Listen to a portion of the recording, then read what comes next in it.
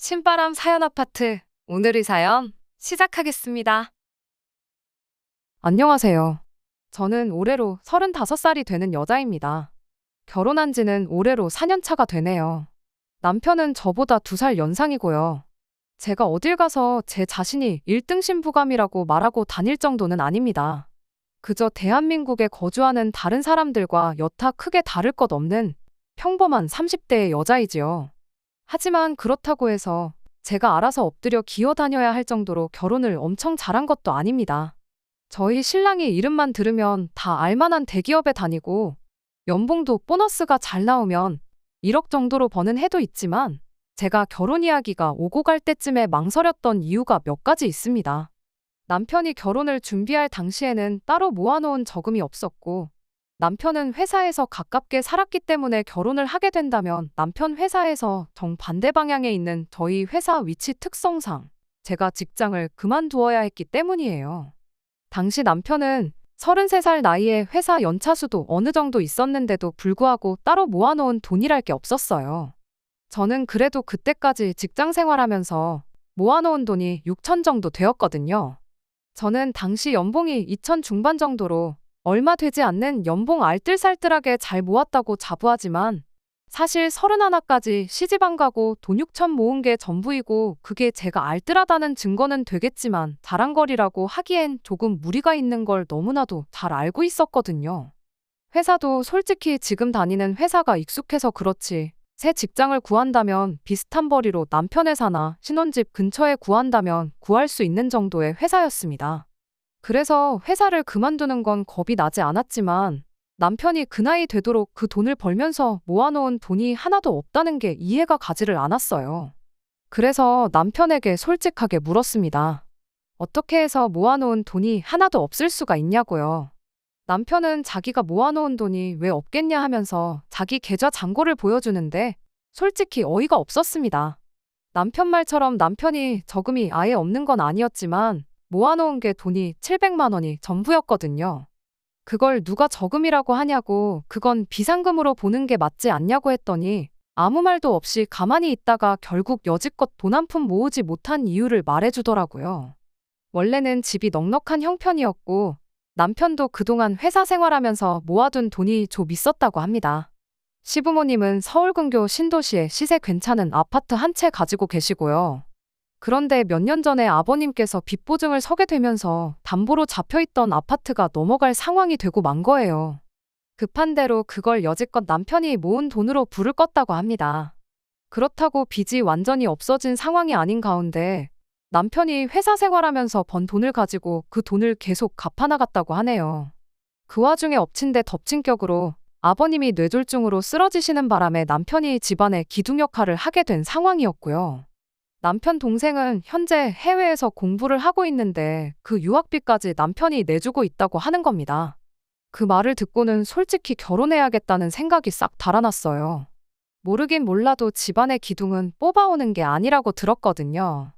그런데도 제가 남편과 결혼을 하게 된 이유는 작년부터 아버님이 많이 회복되셨다고 했고 빚도 거의 다 갚게 된 상황에서 남편의 여동생 역시 유학이 마무리되고 해외에서 인턴 생활을 시작하게 되면서 더 이상 남편이 여동생의 학비나 생활비를 남편 돈으로 보내줄 이유가 없어졌다는 게 가장 컸습니다.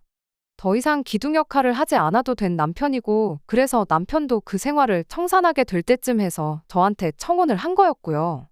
시부모님을 처음 만난 자리에서도 남편에게 도움을 많이 받았다고 하시며 부모된 입장으로 면목이 없다고 하셨고 이젠 아버님께서 건강도 되찾으셨고 어머님이 일을 하기 시작했으니 더 이상 도움받을 일이 없을 거라 하셨습니다. 남편 여동생은 해외에 있어서 전화통화로밖에 이야기를 나누지 못했지만 정말 제 여동생 삼고 싶을 정도로 부침성 좋고 그동안 남편 덕분에 힘든 순간 다 이겨냈다면서 앞으로는 오빠한테 빚진 거 갚아나간다는 생각으로 살 거라고 해줬어요. 말씀드렸다시피 당장 모아놓은 돈은 없지만 남편 연봉 정도면 시작할 때야 돈이 없다 뿐이지 빠르면 10년이면 투자가치 좋은 곳에 아파트 하나 해놓고 노후 걱정 일찍 끝내고 잘 살 수 있겠다는 생각이 들었어요. 저도 당장 일자리를 새로 구하긴 해야겠지만 얼마 안 되는 제 월급이라도 보탠다면 행복하게 살 수 있지 않을까 하는 생각에 결혼을 결심하게 되었습니다. 집안의 기둥 역할 끝났다는 말에 가족들이 남편을 걱정해주는 모습에 저는 당연히 앞으로는 꽃길만 걷게 될 줄 알았는데 제가 너무 순진했던 건지 아니면 멍청했던 건지 결국 일이 이렇게 되고 말았네요. 신혼집을 구하는 데 있어서는 솔직히 제가 모은 돈만으로 남편 회사 근처로 전셋집을 구한다는 건 택도 없는 이야기였습니다. 집값이 워낙에 높은 곳이다 보니 아무리 전세라고 할지라도 전세보증금이 웬만한 동네 집 한 채값만큼 나오더라고요. 그러던 와중에 시부모님께서 제안을 해오셨어요. 어차피 집이 넘어가는 거 막아놓은 돈이 아들 돈이 아니겠냐고. 지금이야 당신들 명의로 되어 있지만 자기들 갈 때 되면 신우 손에 돌아가는 거 하나 없이 오롯이 남편이 물려받게 해주신답니다. 신우도 오빠한테 은혜 갚으며 산다고 했으니 당연히 반대를 하지 않을 거란 확신이 있었고 시부모님 말 맞다나 은행에 넘어갈 뻔한 거 남편이 모은 돈 다 털어서 막은 건데 전부 상속받는 건 당연하다는 생각이었어요. 다만 어차피 물려주실 생각이라면 차라리 저희가 전세보증금 때문에 이렇게 허덕이고 있는 상황인데 차라리 이 집을 팔고 어머님 아버님 적당한 곳 구해서 들어가고 저와 남편도 적당한 곳 전세로 구하던지 자가로 구하던지 해서 비싼 아파트 손에 쥐고 있기보다 당장 더 좋은 선택을 하는 게 좋다고 생각했습니다. 하지만 시모의 생각은 달랐어요. 집이 30평대 아파트에 남는 방도 있고 화장실도 2개이니 그냥 이 집에서 같이 살면 어떻겠냐 하시는 겁니다. 말이 같이 살자는 거지. 솔직히 저는 제 방법이 옳다고 생각하는데 이건 그냥 시집살이 하라는 거나 마찬가지라 생각해서 거절했어요. 남편은 쩔쩔매면서 그냥 이 집에서 돈 모아 나갈 때까지는 불편하더라도 제가 참으라고 하는데 불편한 걸 제가 참으면서까지 있을 필요는 없다고 생각했어요. 그리고 남편한테는 불편한 건 당신이 참으라고 하고 남편이 지하철로 출퇴근을 하는 거리가 늘기는 했지만 모아놓은 돈으로 구할 수 있는 전세집 찾아다가 거기에다가 신혼살림을 차렸습니다. 시어머니께서는 자기 제안을 거절한 제게 불만이 있으셨을 거예요. 당장 시부모님이 저를 안 좋게 생각하신다 하더라도 저는 언젠가 저희 이런 생각에 남편도 시부모님도 고맙다고 할 날이 올 거라 믿어 의심치 않았습니다. 그런데 저희 예상과는 반대로 이때부터 시어머니는 이런 저희 거절의 고마움보다는 어떻게든 고집센 며느리를 꺾어놓고 부려먹어야겠다는 생각을 하셨나 봐요. 결혼 후 몇 개월 지나지 않아서입니다. 지역을 옮겨가면서 제가 다니던 회사를 그만두게 되더라도 인수인계 등 마무리를 잘 짓고 나오기 위해 왕복으로 3시간이 넘게 걸리는 거리였지만 저는 계속해서 다니던 회사를 나가고 있었어요. 그 와중에도 신혼집 근처에서 새로 일자리를 구하겠다고 백방으로 알아보고 있는 상황이었고요. 지하철을 타고 한참을 퇴근을 하고 있는데 시어머니한테서 전화가 왔습니다. 시댁에 들르라고 하시네요. 무슨 일로 부르시냐 물었는데 오면 안다고 하시면서 대답을 안 해주셨어요. 시댁 가는 게 어려운 건 아니지만 저는 이미 퇴근길이기도 하고 지하철로 이동해야 하기 때문에 안 그래도 2시간 가까이 걸리는 퇴근길에 시댁에 들려야 한다니 썩 달갑지 않았습니다. 지하철 노선이 겹치는 곳이 없어서 한 번 더 빙 돌아가는 구조였기 때문이에요. 시댁까지 들린다면 퇴근길에 지하철을 3번, 4번을 갈아타야 하는 게 번거로운 것도 있지만 다음날 출근하는데도 지장을 주겠다 싶었거든요. 그래서 급한 일 아니면 남편이 퇴근하면 저보다 일찍 집에 올 테니 남편을 부르라고 했어요. 그런데 팔은 안으로 굽는다고 우리 아들 힘들게 일하고 왔는데 어떻게 오라가라 하냐고 저보고 오라고 하시는 겁니다. 저도 똑같이 일하고 오는 길이고 남편 출퇴근 편하게 하라고 제가 이렇게 고생하고 있는 상황인데 당신 아들이 하는 건 고생이고 제 고생은 고생도 아닌가 싶어서 서운했어요. 저도 일을 하고 오는 길이라고 저도 엄청 피곤하다고 말씀드렸어요. 결혼 전에는 한 번도 꺼낸 적 없던 말인데 결국 벌이를 가지고 뭐라 하시더군요. 내 아들이 얼마를 버는데 피곤하다는 말이 나오냐고 하면서 제가 버는 돈은 돈도 아니라는 듯이 말이죠. 그 말을 들으니 더욱 더 퇴근길에 돌아가면서까지 시댁에 들러야 할 이유를 못 느꼈어요. 그래서 퇴근하고 나서 들르겠다고 대답만 하고 전화를 그냥 끊어버렸습니다. 그리고 그냥 집으로 돌아갔어요. 퇴근은 저보다 늦을 때가 많지만 오며 가며 거리가 저보다 짧아서 그런지 남편은 벌써 집에 와서 집안일을 하고 있더라고요. 그나마 남편이 저한테 잘했기 때문에 시부모님이 저한테 그렇게 행동하셨던 화가 많이 누그러졌어요. 그래도 시댁에 가겠다고 대답을 드렸으니 안 갈 수가 없는 상황이었지요. 애초에 전화 끊으면서 집으로 바로 가서 남편까지 같이 데리고 시댁에 갈 생각이었기 때문에 망설일 게 없었습니다.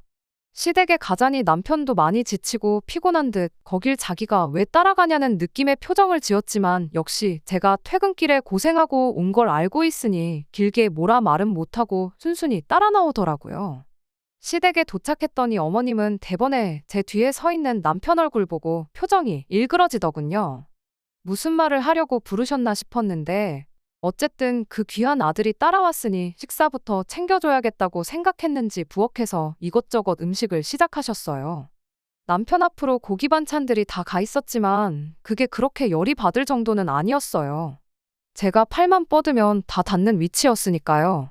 그런데 진짜 열받는 건 식사가 끝나고 시어머니가 저를 찾은 원래 이유를 늘어놓기 시작했을 때부터입니다. 아버님이 많이 나아지기는 하셨다지만 뇌졸중 후유증 때문에 많이 고생을 하고 계셨거든요. 몸 반쪽이 굳어버리셔서 하루 종일 거의 누워만 계시고 어머님께서 정해진 시간마다 한 번씩 관절이 굳지 않게 스트레칭을 해주시고 계셨다 합니다. 그런데 그게 이제 힘에 부치신다며 그걸 이제 제가 하라고 하는 말씀이셨어요. 스트레칭은 보통 저녁 10시쯤에 하고 있으니 제가 시간 맞춰서 집으로 퇴근하지 말고 시댁으로 오라고 하시는 거죠. 솔직히 어이가 없는 걸 떠나서 어머님이 제정신으로 저한테 저러시는가 싶었어요. 그걸 제가 왜 하느냐고 따져 물었죠. 막말로 시부모님이 남편 부모님이라 시부모님이지 당시에는 평생 남으로 지내온 사람이나 마찬가지잖아요. 그런데 저한테 딸한테 부탁해도 하기 힘든 부탁을 하시니 조금 어이가 없었습니다. 스트레칭만 해드리면 되는 거면 간병인을 쓰면 되는 일 아니냐고 했더니 저보고 그 돈을 내줄 거냐입니다. 그 돈은 당연히 못 내드린다 하니 그러면 어머님이 지금 버는 돈 가지고 간병인 월급 주고 나면 뭐가 남냐고 하면서 저희 보고 당신 생활비를 줄 것이냐 따지시더군요. 제 월급도 얼마 되지도 않으니 남편이 벌어다 주는 돈이 네 월급이다 생각하고 저보고 시아버지 병수발을 들라고 하시는 겁니다. 하루 종일 시댁 와서 막 일하라는 것도 아니고 저녁에 와서 스트레칭 하는 것만 도와주면 되는데 그게 뭐가 어렵냐고 하시는 거예요. 간병인 월급도 시부모님 생활비도 드릴 생각 없고 제가 와서 아버님 병수발 들 생각도 없다고 했습니다. 옆에 있는 남편 표정을 보니 난감해하는 표정인데 그게 제 걱정에 짓는 표정인지 아니면 부모님 걱정에 짓는 표정인지는 알 방법이 없었습니다. 다만 그 상황에서 중간 역할 하지 않고 가만히 어떻게 돌아가나 구경만 하고 있더라고요. 그랬더니 시어머니가 결국 한마디 꺼내시네요. 너 이 아파트 갖기 싫으냐고 하시는 거예요. 무슨 말을 하시는 거냐 했더니 자꾸 이런 식으로 나오면 이 아파트를 당신 아들한테 물려주는 게 아니라 자기가 이 집을 팔아서 노후 자금을 하든 나라에 주고 연금을 받아먹든 하겠다는 겁니다. 유산을 핑계로 거의 반협박이나 다름이 없었죠. 그런데 생각해보니 제가 손해볼 것도 없겠더라고요.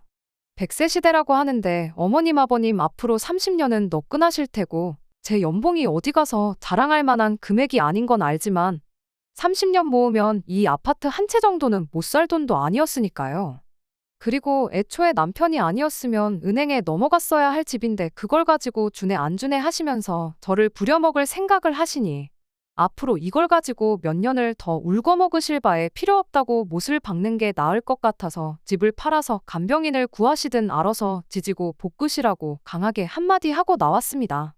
집에 오는 길에 남편은 제 눈치를 보면서도 말을 아끼고 있었는데 대충 이야기를 나눠보니 그 집을 상속 못 받게 돼도 상관이 없냐고 하면서 자기 평생 번 돈이 들어간 집이다 마찬가지라며 아쉽지 않냐고 하는 거예요. 그래서 남편한테도 한마디 했습니다. 그 아파트 때문에 당신 마누라 평생 시댁에 종살이 시킬 생각이냐고. 그렇게 그 아파트를 상속받아야겠으면 당신이 퇴근해서 시댁으로 가서 아버님 수발 들고 저녁에 집에 돌아오라고 했어요. 그 집에 있어서 보증 잘못 선 것도 당신 돈 들여서 갚은 것도 다 날 위해 한 거 하나도 없지 않냐고. 내가 좋을 거 하나도 없는데 당신하고 당신 부모님 좋으라고 내가 희생할 생각 없다 못을 박았더니 남편도 더 길게 말을 하지 못하더군요. 아무튼 자연스럽게 그날을 기점으로 시댁하고는 척을 지는 정도까지는 아니지만 거의 교류가 없이 지내게 되었습니다. 대신 저도 다른 소리 나오게 하는 게 싫으니 저도 제 할도리만큼은 다 했어요. 명절 때나 어버이날이나 시부모님 생신 때 같이 당연히 자식으로서 며느리로서 챙겨야 할 날들은 아쉽지 않게 챙겨드렸습니다. 저도 새 직장 구해서 출퇴근 시간도 많이 줄어들었고 여전히 월급은 얼마 되지 않았지만 제 돈으로 악착같이 생활하고 남편 돈 알뜰하게 모아가면서 그렇게 4년이 지나니까 어느 정도 목돈이 모여서 새 집을 알아봐도 되겠다 싶을 정도로 돈이 많이 모인 상황이었어요. 전세 보증금 빼고 대출 좀 더 받으면 위치 좋은 신축 아파트도 노려볼만 한 상황이 되었지요. 그런데 그렇게 거리를 두고 지내던 시부모님한테서 연락이 오게 되었습니다. 2년 전에 신우가 인턴 생활도 마치고 한국으로 돌아와 있었거든요. 그런데 저희와 시부모님 사이가 틀어진 걸 알게 되고는 오빠한테 은혜 갚으며 살겠다는 말은 쏙 들어가고 연락도 없이 지내고 있어서 엄청 얄미웠어요. 그런데 그 신우가 시집을 가게 되었다는 겁니다. 남편 될 사람은 어떻게 신우가 물었는지는 모르겠지만 집안 괜찮고 현재 다니고 있는 직장도 괜찮은 사람이더라고요. 유학할 때 알고 지내다가 한국에 돌아와 다시 만나게 되고 결혼 이야기까지 오고 가게 된 모양입니다.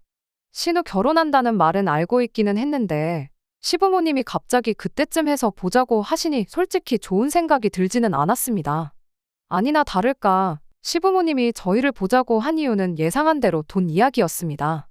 아무래도 시댁이 남편 될 사람 집안에서 해오는 것만큼 맞춰서 해올 여력이 안 되니 저희가 경제적으로 신우를 좀 도와줬으면 하셨나 봐요. 신우가 결혼할 때 그냥 넘어가려던 생각도 아니었고 남편이 자기 여동생에 대해서 각별히 생각하기도 하니 저희도 누가 시키지 않아도 돈 500 정도는 해주자고 이미 이야기가 되어 있었는데 시어머니가 요구하시는 건 돈 500으로는 택도 없는 걸 말씀하셨어요. 아예 집을 한 채 해주자고 하시네요. 신우 남편 될 사람 집안이 워낙에 돈이 있다 보니 결혼할 때 시부모님이 집 정도는 해줘야지 자기들 노후를 보장받을 수 있지 않겠냐고요. 보아하니 저희가 시부모님 노후를 가지고 뭘 해줄 거라 생각되지는 않으셨는지 저희 보고 신우가 결혼하고 살 집을 해주라는 겁니다. 저희한테 그게 무슨 이득이 있냐고 하니 당신들 노후는 신우네가 해줄 것이니 저희 보고도 남는 장사라고 하시는 거예요. 그게 어떻게 남는 장사냐고 했더니 또 시부모님 만능 해결책이나 마찬가지인 집 이야기를 하시는 겁니다. 너희는 또 이만큼 돈을 모을 수 있지 않느냐고 하시면서 우리 살 날이 남으면 얼마나 남았냐고 당신들 노후에는 생활비는 신우한테 타서 살다가 지금 살고 계신 집을 남편에게 상속해주면 되지 않겠냐고 하시는 겁니다. 애초에 결혼 전부터 그 집은 남편에게 물려주시기로 말했던 것이었는데 이제 와서 또 그걸 조건 삼아 저희 돈을 뜯어가려 하시니 어이가 없었어요. 그리고 당장 어머님하고 사이 틀어졌다고 해서 한국 돌아오고도 저희한테 연락 한 번 없던 신우였는데 자기도 권리가 있는 부모님 유산을 순순히 포기를 하겠어요. 아마 진흙탕 싸움이 나도 충분히 날 것 같은 상황이었지요. 그래서 저는 아무리 생각해도 저희한테 좋은 게 하나도 없지 않느냐고 거절을 했어요. 평소 때는 이런 상황에서 말 한마디 안 하는 남편인데 남편이 한마디를 거들더라고요. 거기서 남편이 제 편을 들어주며 같이 싸웠다면 이혼까지는 생각 안 했을 겁니다. 그런데 남편은 시어머니 말이 틀린 게 없다면서 저보고 다시 생각해보면 안 되겠냐는 거예요. 당장만 봤을 때도 엄청 손해보는 장사이지만 저희가 시부모님 집을 상속받았을 때 신우가 가만히 있을 거라는 보장이 있냐고 따지니 남편이 그러면 지금부터라도 우리가 시부모님을 모시고 살면 되는 일 아니겠냐고 하는 겁니다. 생활비는 신우가 주고 시부모님 모시고 사는 걸 우리가 하고 있으면 되는 거라고 그렇게 되면 신우가 살 집을 우리가 해주는 거나 마찬가지고 신우도 생각이 있으면 그 돈을 탐내지 않을 거라고 하는 거예요. 4년 생고생 해가며 집 살 돈 만들어놨더니 그 돈으로 신우 집 사주고 시월드 시어머니와 거동 불편하신 시아버지를 모시고 살자고 하니 어이가 없었습니다. 기둥도 이런 기둥이 또 없고 효자도 이런 효자가 또 없었네요. 집안의 기둥 노릇 다 끝났다는 말 믿고 결혼했더니 알고 보니 당장 본인이 기둥 노릇을 그만둘 생각이 없는데 그럴싸한 상황만 만들어 놓고 나를 속였다는 생각이 들었어요. 그래서 이혼했습니다. 이 경우 조금만 더 고생하고 아이를 갖자고 계획하고 죽자고 열심히 일하며 돈을 모았던 게 오히려 저한테는 전화위복이 되었네요. 그나마 다행인 건 제 월급이 남편에 비해 많이 적은 편이기는 했지만 전세보증금이 전부 다 제 명의로 되어 있었다는 점과 공동의 재산 증식에 제가 기여한 바를 인정받아 여태껏 모은 돈의 절반은 아니지만 꽤 많은 부분을 분할받을 수 있었어요. 거기에 부모 봉양을 강요했던 게 귀책 사유로 인정받을 수 있어서 모자란 부분은 위자료 청구를 해서 뜯어올 수 있었네요. 모아놓은 돈 빼앗기고 당장 신우 시집 보내주려던 돈도 못 해주게 되니 아쉬웠는지 그제 와서 이혼은 없던 일로 하면 안 되겠냐고 하고 시부모님도 그냥 이제 당신들 집 팔아서 작은 집 구해 살 테니까 용서해달라 제 다리를 붙잡았지만 이미 찍어 먹어봐서 똥인 걸 아는데 그걸 구태여 한 번 더 먹어보는 사람이 어디 있겠어요? 미안하지만 일 없다고 말하고 4년 결혼 생활에 종지부를 찍어줬습니다.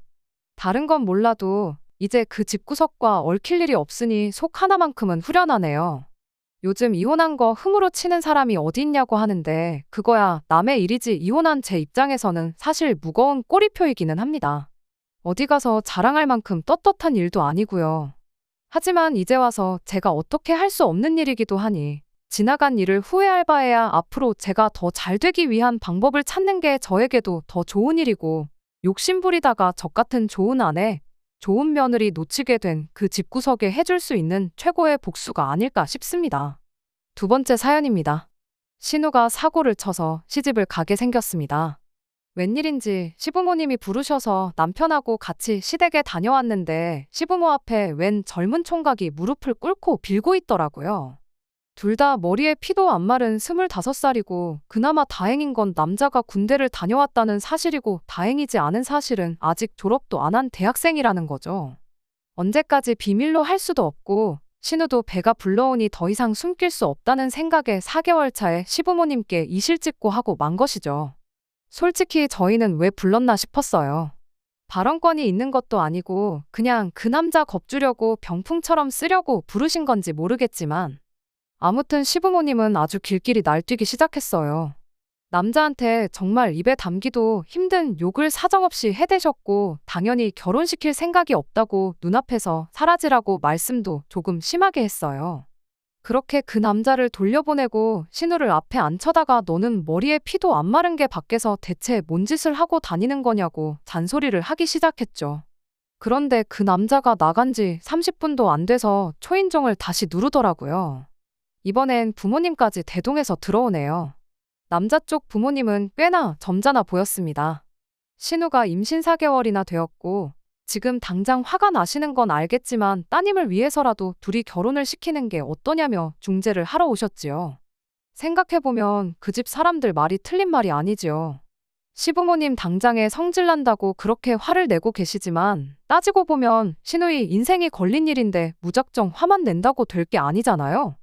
거기에 보통 이런 상황이면 여자가 불리하지 남자 쪽에서는 크게 불리할 것도 없다고 생각하거든요. 그리고 사고는 뭐 남자 혼자 친 건가요? 무조건 남자 잘못이라고 몰아가기엔 신우가 기여한 바도 크다고 생각합니다. 아무튼 시부모님도 남자 쪽 집안에서 저자세로 나오며 결혼을 시키자는 이야기를 시작하니 태도가 살짝 바뀌더라고요. 아무리 그래도 그렇지. 지금은 신우 뱃속의 아이부터 챙기며 병원 가서 검사도 받아보고 해야 하는 것 아닌가 싶은데 무슨 생각인지 남자 쪽에다가 니네 아들이 우리 딸 인생 망쳐놓았다는 식으로 우기며 일단 집부터 해와라, 자동차를 해와라, 뭘 가져와라, 뭘 해달라 이런 식으로 우기기 시작했어요. 남자 쪽에서는 당연히 그 집 아들이 사고를 친 거나 마찬가지니 도의적인 차원에서 저자세를 취하셨지만 날이 갈수록 요구하는 게 말도 안 되는 데다가 하나를 해주겠다 하니 이것도 해달라, 저것도 해달라 무슨 눈덩이 불어나듯 늘어나는 요구에 열이 받았는지 그냥 결혼은 없던 걸로 하자고 딱 잘라 말하더라고요. 그때부터 시부모님이 똥줄이 조금 타기 시작했나 봐요.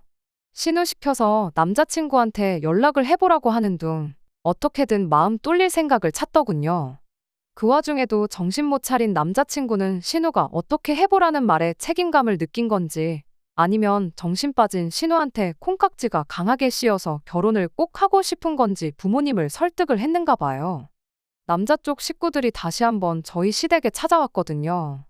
그런데 처음 만났을 때는 아들만 혼자 들여보냈다가 쫓겨나니 이번엔 멀끔하게 차려입고 오셨어요. 옷이 날개라더니 한껏 차려입은 모습을 보니 부티도 잘잘 흐르고 전에 봤던 동네 아줌마 아저씨 같던 분들이 맞나 싶더라고요. 차려입은 옷 때문에 그런가 말투도 행동도 처음 봤을 때보다 더 품이 있어 보이고 시어머니가 말도 안 되는 요구를 하며 논리라고는 하나도 없는 궤변을 뱉을 때마다도 평정심을 잃지 않고 잘 대처를 하더라고요. 알고 봤더니 그 집 아버지는 지역에서 독점으로 하고 있는 사업을 하고 있었고 어머니는 공무원 출신으로 집안이 아주 좋다고 하더군요. 아무튼 두 사람은 이건 우리 아들 잘못도 있지만 양쪽에서 잘못한 일이고 이미 아이도 생긴 상황이니 좋던 싫던 간에 두 사람이 혼인을 하는 게 맞다고 생각한다고 하시며 집은 원하는 곳에 원하는 대로 마련해 줄 터이니 아이 출산 후 정식으로 식을 올리던지 아니면 지금 당장 식을 올리던지 그것마저도 여의치 않으면 그냥 지금부터 같이 살던지 정하라고 하셨어요. 집을 원하는 곳에 해주냐는 말에 시어머니 눈이 반짝하시며 지역에서 제일 비싸고 신축인 브랜드 아파트 이름을 대며 그 아파트도 해줄 수 있냐고 물으시니 남자 쪽 아버지는 시모 질문에 말씀드렸다시피 원하는 곳에 원하는 대로 마련해 주겠다고 자신있게 대답하시더군요. 시부모님 봉잡았다는 표정으로 싱글벙글해 계시며 당장이라도 결혼식을 올리자고 하실 것 같은 분위기로 말을 꺼내는데 그 집 아버지가 말을 딱 다르면서 한 가지 조건을 걸더라고요. 관습적인 건 부족함 없이 다 지원을 해주겠으니 당신들은 뭘 가져올 수 있느냐고 물으시며 우리 시댁에선 당장 뚝딱하고 나올 규모가 아닌 정도의 혼수와 예단 목록을 내밀더군요. 끝까지 예의를 갖춰며 저자세로 나오는 그분들을 우습게 보며 갑질 아닌 갑질을 하면서 한몫 뜯어낼 것처럼 행동을 하시니 아예 그분들께서 이참에 작정을 하고 제안을 들고 오신 거지요. 그분들이야 지역 유지에 노후 준비까지 다 되어 있는 빵빵한 집안이지만 저희 시댁은 사실 땡전 한 푼 없습니다. 가진 거라고는 더러운 성질 말고는 내세울 게 아무것도 없는 사람들이거든요. 그나마 신우가 얼굴이라도 예뻐서 어떻게 돈 많은 남자를 물었나 본데 그쪽에서 결혼을 위한 확실한 조건을 들고 나오니 시모도 엄두가 나질 않는지 주춤하시더라고요. 현실을 직시하니 정작 자기들은 몸뚱이 말고는 가진 게 하나도 없다는 걸 깨달으신 거죠. 시부모님이 그분들 제안에 어떻게 할 수 있다, 없다 가타부타 대답을 하지 못하고 있으니 상황이 역전이 되어버린 거죠. 그 집 사람들은 그렇다면 결정을 내리고 다시 이야기하도록 하자고 하고 유유히 자리를 뜨셨어요. 시모는 허탈한지 닥쳤던 개마냥 현관문 쪽만 바라보고 있더라고요. 하지만 이 모든 상황을 옆에서 지켜보는 제3자인 제가 볼 때는 다른 건 모르겠고 신우 뱃속의 아이만 불쌍하더라고요. 엄마와 할머니가 될 여자가 태어나지도 않은 자신을 가지고 계산기만 두들기고 있다는 걸 알면 얼마나 마음이 아플까 싶었습니다. 제가 시집 올 때도 많이 힘들었어요. 시댁 정말 가진 것 하나도 없으면서 요구하는 건 더럽게 많았어요. 당시에 아버지 사업이 잘 안 풀려 집안 형편이 어렵던 시절이라 저희 쪽에서 해갈 수 있는 게 거의 없었어요. 하지만 시댁도 요구하는 거에 비해 뭐 하나 해줄 형편이 안 되었기 때문에 그냥 양쪽 다 집안에서 지원받는 건 없는 걸로 하고 남편과는 단칸방부터 시작하기로 했었어요. 피차 저도 남편도 서로 해온 건 없는데 저는 결혼 생활하면서 시댁 간섭도 많이 받아야 했고 별 쓸데없는 일로 종노릇, 식모 노릇도 해야만 했어요. 그래도 묵묵히 살았지요. 남편 하나만 바라보고요. 단칸방 생활 시작했지만 둘이서 힘을 합쳐가며 용케도 돈을 모아 단칸방에서 결혼 생활 2년 반 만에 8천짜리 전셋집을 구해 들어가게 되었습니다. 그만큼 남편은 제 든든한 배우자이자 동반자가 되어주었어요. 저희가 전셋집을 구한 시점쯤부터 해서 친정아버지 사업이 잘 풀리기 시작했어요. 아버지께서 제가 시집갈 때 해준 게 없던 것이 늘 마음에 걸렸다며 저만 보면 뭘 자꾸 해주시려고 안달이셨어요. 제가 받지 않겠다고 한사코 거절하니 그렇다면 돈을 모아 새 집을 구해주겠다고 하시더라고요. 그런데 그 약속을 하시면서 저에게 남편이나 시댁 식구들한테는 집을 구해줄 때까지는 비밀로 해달라는 당부를 하시더군요. 이유를 물었더니 저보고 알지 않느냐고 결혼하기 전에도 얼마나 돈을 가지고 그러셨는데 집 해준다는 사실을 알면 저한테 남는 게 아무것도 없을 거라며 제가 남편을 얼마나 신뢰하고 사랑하는지는 알고 있지만 비밀로 하라고 계속 저를 닥달하셨어요. 저도 시모에게 당했던 게 있으니 조심해서 나쁠 건 없겠다는 생각에 그렇게 하기로 했고요. 이번 신우의 일도 사실 제가 친정아버지께 부탁하면 어느 정도 도와줄 수 있었지만 일부러 관여를 하지 않았어요.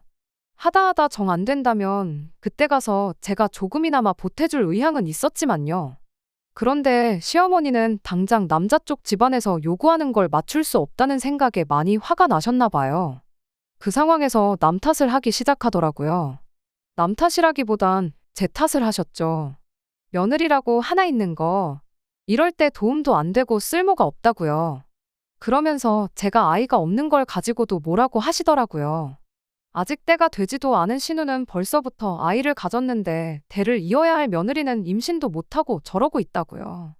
제가 몸이 안 좋아서 아이를 가질 수 없는 몸이기는 한데 그걸 가지고 또 제 속을 후벼 파시니 마음이 안 좋았어요.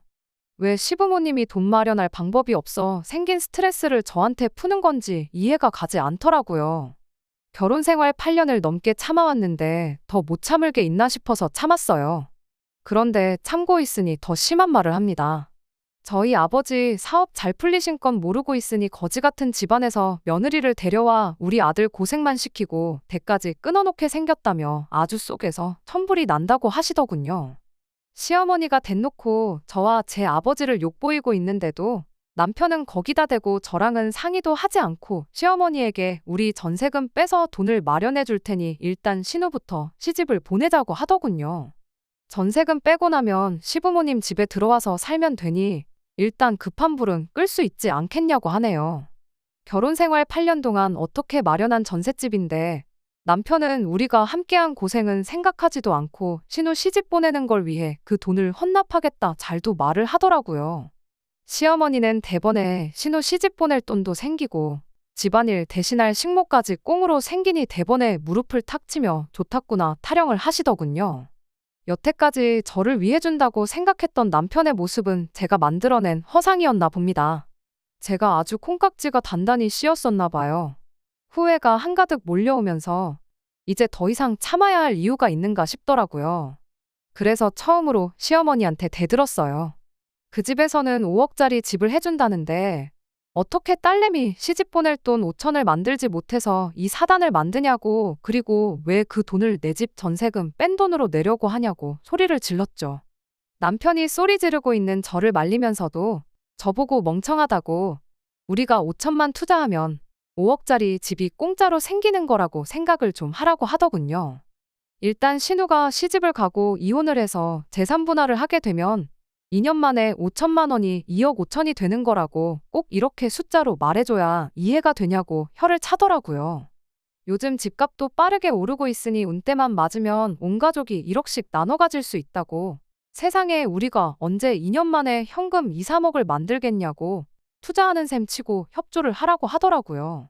그나마 이 집안에서 유별나게 정상이라고 생각했던 남편도 사실 그 집 구석 사람들하고 똑같이 돈에 미친 사람이었던 거죠. 지금 신우 뱃속에 아이가 태어나느냐 마느냐 하고 있는데 신우까지 포함해서 온 가족들이 그 집안하고 결혼해서 벌게 될 돈을 계산하고 앉아있으니 그 자리에 있는 사람들이 돼지처럼 보이기 시작했습니다. 온 가족이 보는 앞에서 선언을 했습니다.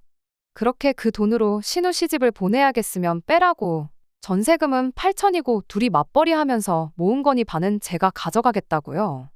그리고 그 돈을 나누는 순간 저는 이 결혼 생활 그날까지만 하고 끝내겠다고 선언했습니다. 제가 강하게 나오면 미안하다 사과라도 할 줄 알았는데 그 와중에 그 집 구석 식구들 표정이 마치 반이라도 받게 돼서 다행이라는 듯한 표정으로 밝아지면서 안도의 한숨까지 내쉬더라고요. 그러면서 돈 1,000만 원은 어디서 구해야 하냐며 상의를 하더니 저보고 가져갈 땐 가져가더라도 1,000만 원을 빌려줄 수 있겠냐고 물어보더군요. 그 순간 정말 남아있던 일말의 정마저도 다 떨어져 버렸어요. 전세금을 빼고 저희 집 짐을 시댁으로 옮기는 그날, 저는 아버지에게 전화를 했어요. 회사에서 쓰시는 외제차를 끌고 저를 데리러 오셨습니다. 시댁 인간들은 친정아버지 등장에 넋이 나가버렸죠. 그동안 사업 망한 사돈 집안에 단칸방에서 시작해 종노릇을 시켜도 군소리 한 번 안 하던 거지 집안이라고 생각을 했는가 본데 그 거지라고 생각했던 친정아버지가 떡하니 외제차를 끌고 오시니 말이죠. 아버지는 저를 데려가면서 시댁을 향해 그 돈 없어도 당장 사는데 아무 지장은 없지만 거지 같은 집구석에 단돈 1원도 묶여있는 꼴은 보고 싶지 않으니 늦지 않게 계좌에 넣으라고 하시더군요. 그깟 5천만 원. 내 딸아이 사람 대접만 해줬어도 내주는 건 문제도 아닌데 결혼할 때부터 사람을 돈으로 생각하는 그 모습이 온 가족이 아주 다 똑같은 사람들이라고 손가락질을 하셨어요. 신우 결혼은 축하할 일이고 이제 내 딸은 내가 다시 데려갈 테니 2번 다시 엮이지 않으면 좋겠다고 말하고 저를 차에 태우고 출발하셨어요. 아버지 차 룸미러로 그 작자들을 슬쩍 쳐다봤죠. 어쩔 줄 모르고 멍하니 서서 멀어지는 아버지 차만 바라보고 있는데 차가 멀어지는 만큼 똑같이 멀어지는 남편과 시댁 식구들을 보니 참 오만 가지 감정이 오고 가더라고요. 어려울 때 가장 힘이 되는 건 남편이 아니라 가족이었네요. 제가 참 어리석었어요. 언젠가 벼뜰 날이 오겠지 싶어 참아온 허송세월이 안타깝기만 하더라고요. 그래도 이제 다시 부모님과 함께 살게 되니 저는 다시 집안의 공주님이 되었네요. 아버지 출근하고 적적하신 어머니 말동무가 되어주고 일 끝나고 지치신 아버지한테 애교도 부려보고요. 내 존재가 이렇게 소중할 수 있는지 새삼 깨달았습니다. 후기라고까지 할 건 없지만 얼마 전에 남편이 용서를 구하며 연락이 와서 최근 소식 한번 전해드려요. 신우는 그렇게 조심성 없이 까불더니 결국 유산을 했다네요. 인과응보라고 해야 할까요? 오고 가던 결혼 이야기도 순식간에 사라지고 남자 쪽에서 병원비 내주는 선에서 마무리를 지어버렸다고 합니다. 신우가 파혼을 하고 자기도 많이 반성을 했으니 다시 합치자고 제안을 해오네요. 제가 원한다면 시댁과는 아예 인연을 끊고 살겠다고요. 저는 다 필요 없다고 대답했어요. 신우가 그렇게 된 것도 너가 나를 잃게 된 것도 전부 자업자득이라고요. 신우도 애초에 남자 쪽 제안을 받아들였으면 적어도 결혼을 해서 적당한 지원을 받으며 살고 있었겠죠. 남 탓만 하는 사람들이 애초에 자신들이 일을 해결할 생각은 하지 않고 남의 덕만 보려고 하는 건 양심이 없는 거라고. 이제 2번 다시 저한테 연락할 생각하지 말고 그렇게 자식 장사해서 어디서 호구라도 물어서 인생 역전 제대로 한번 해보라고 하고 전화를 끊어버렸어요. 바닥부터 시작해 8년 동안 함께 고생해가며 많은 정이 들었던 남편이지만 저한테는 이제 그 어떤 후회도 남지 않네요. 이대로 제가 다시 다른 사람을 만나지 못한다고 할지라도 저는 저에게 새롭게 주어진 인생의 막을 살아야겠어요. 끝까지 들어주셔서 감사합니다. 오늘의 사연은 여기까지입니다. 구독과 좋아요, 알람 설정 부탁드리고 더 좋은 사연으로 다시 찾아뵙겠습니다. 감사합니다.